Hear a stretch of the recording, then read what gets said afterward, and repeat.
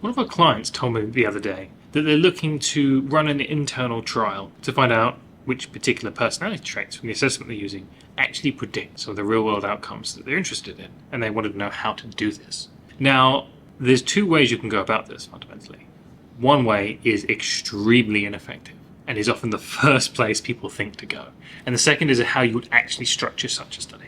So the first way, which is by far the least effective, but unfortunately the most common, what they will do is they'll take a very small sample, 5, 10 people, something ridiculous like that, give them the personality questionnaire. This group of people would almost always be what they would consider exemplars, the highest performers that they could find, at least the highest that they could recruit to complete the assessment, and then see what they score high on, see which particular traits that small cohort is scoring highly on, and of course, by proxy, what they're scoring low on. That would make sense intuitively, but there's lots of issues with that. Firstly, the sample size is a big deal. Like if you were taking a random sample from the applicant from the company, 30 would be the barest of minimums.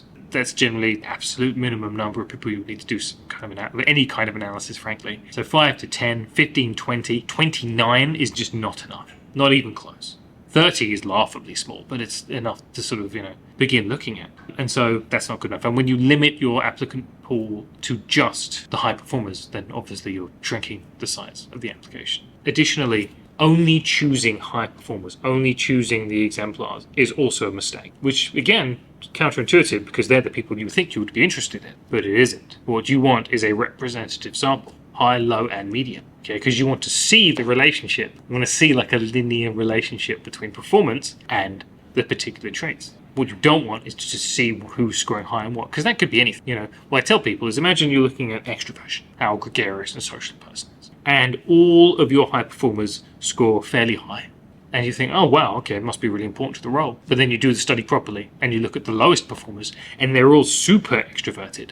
You think, actually, we got it the wrong way around. The lower the score for extroversion, the better the performance. You wouldn't know that if you didn't have that data. And so that is the wrong way to do it. We always advise against doing that. It's not worth it. There's no valuable information to be gained that way. Instead, what you need to do is you need a representative sample and in practice as many people as you can get. Complete the assessment. 100 would be much better than 30. 200 would be better than 100. The more, the better. More is more when it comes to this kind of analysis. And then, like I said, you need a representative sample and you need actual numbers for performance. It's not good enough that we have high performers. Even just high, low, medium isn't granular enough. Ideally, a proper scale. So you can see that relationship plotted on a graph. Seeing the highest performer scoring highly on a specific trait, the lowest performer scoring low on the trait. The more clear those relationships, the more accurately we can pull them out.